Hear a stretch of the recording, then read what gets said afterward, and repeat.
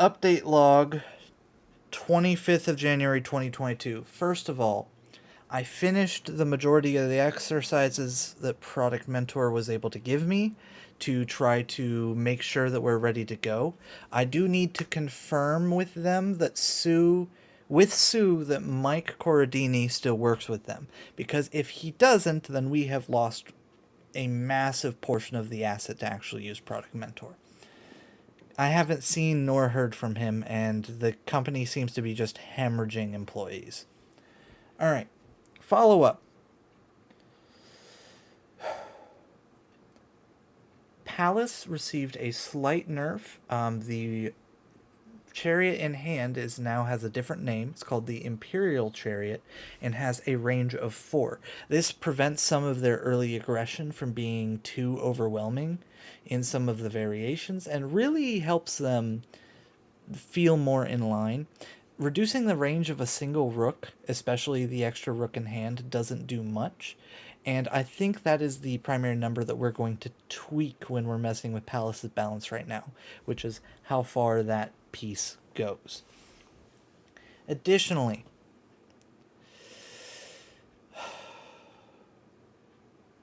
Twin Sun's conflagration now will demote into a Fireheart. This also means that we're going to remove the Ember's ability to auto promote.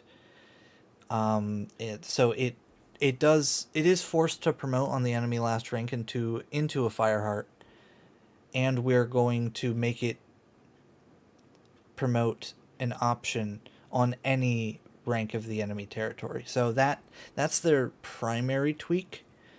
Because the Fireheart isn't too much stronger, so we'll make it more similar to Shogun's in that way. This should help with their endgame a little bit, but I actually don't really feel like Twin Suns needs that much of a buff, so I'm going to leave it the last rank for now. Because I don't think Twin Suns actually needs a buff. But the Fireheart change is just... It's just a simpler way to do the same thing, and it's a small change. Okay, Frost Beast. Big change. The Haunted no longer block movement of things like bishops and rooks.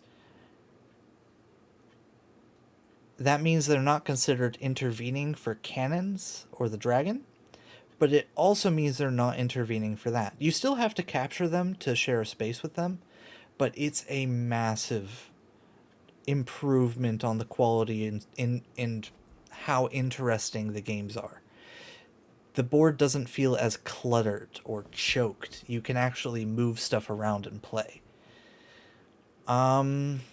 Shogun's has 3 pieces in hand. A Violent Wolf from Washogi, a Violent Stag, again from Washogi, and the Soldier that they have in hand is a little bit different.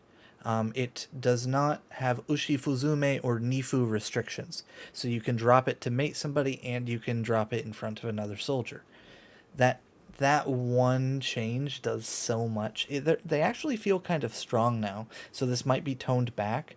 The Violent Stag or the Violent Wolf could be turned into just a normal Silver or a normal General, but right now they do have promotions. Additionally, all 3 of these pieces are spirits, which... yes, they push through them. Unless it's, the last one. So it might be weird how that works. Although, asking about Storm's a fan-made battalion. As I was saying, this really opens up the board and actually makes it playable to do stuff. It still blocks where you can drop against them as Shoguns, which is a big deal still, and it means the Shogun's matchup is still difficult, because most of your drops are either going to be illegal or just instantly die to Haunted captures if they're playing defensively. So take that as you will. They basically start in a fortress, and you have to bust open the fortress from the beginning, versus Shoguns, which will have to make their fortress. There's also some formation issues that make Shoguns very particularly have some issues. You will have to forget about that piece art you commissioned. Lily doesn't like anything other than kanji. Not how that works. Um, my piece art plans should, generally speaking, make everybody mostly happy. Right?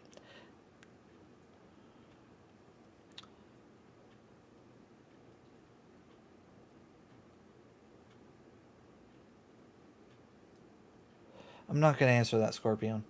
Um,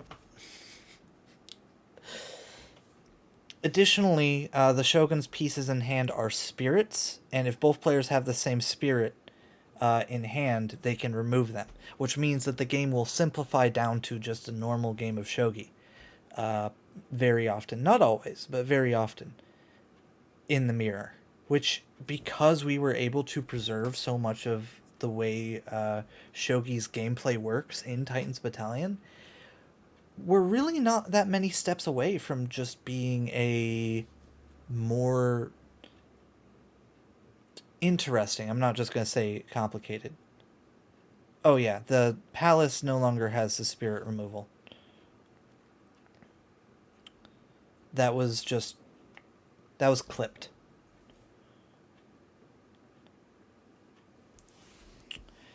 It will be a thing when we make the alternate dynasties for palace later, but it's not a thing right now.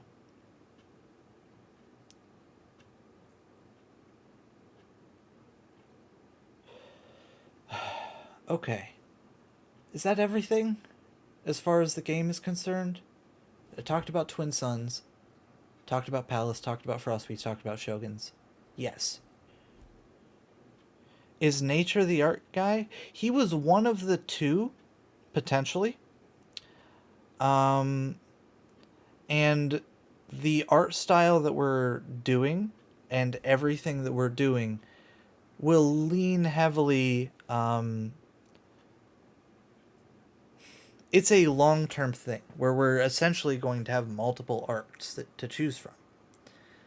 We're going to have a traditional art, which is just how the piece looks normally in the game, and then we're going to have a humanized art, which has the emblem of the piece art somewhere on it, usually on the cape on the back.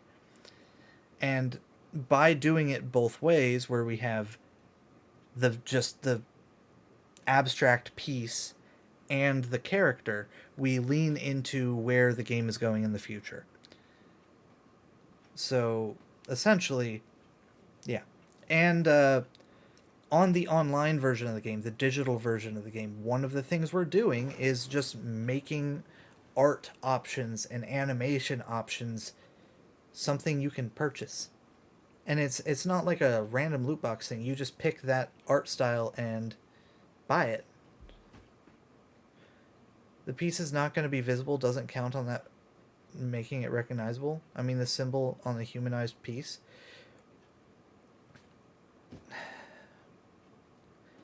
There are ways to do it. Um, in the least stylized version, it's on the back, and you can still tell them apart as long as we do it properly. And that's not the only art style that we're going to have. We're going to literally have multiple, and other than the two defaults, which is the most traditional one and our humanized one to pick from, whichever one you choose, only you see, and your opponent has the option of locking it to the traditional or whatever art that they want to see, or looking at the skins that you have, and it's kind of up to them per army.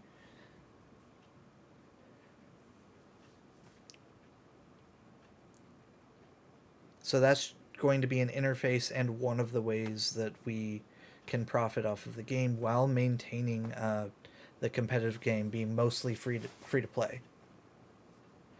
So you will need to commission quote unquote traditional for Twin Suns 2? Yes. And quote unquote traditional for Frostbeast. We will have to make pieces that fit those as well. And right now we actually have not just nature, we have 2 or 3 different artists. Like Psychopomp is doing the references for the characters and basically making concept art. And then nature is making the digitized version that we are going to use for the RPG, as well as uh, making a westernized version of the piece that fits, or not westernized, traditional version of the piece that fits. And they should be like two sides of the same coin where you can see the line drawn. Um, and I think that choice overall will lean into the long term strengths of the game.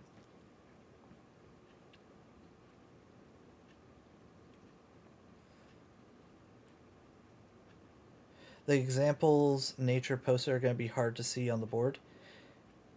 Yes, they are. Because he mostly posted, I think it was 32 by 32. And we're doing 64 by 64 pixels or more in most cases.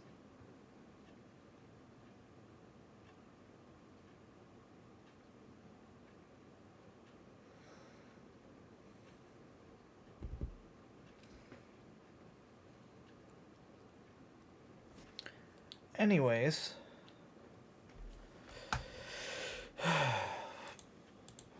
let's finish updating Shoguns. Alright, I'm gonna end stream so I have that recording, and then I'll head back live again.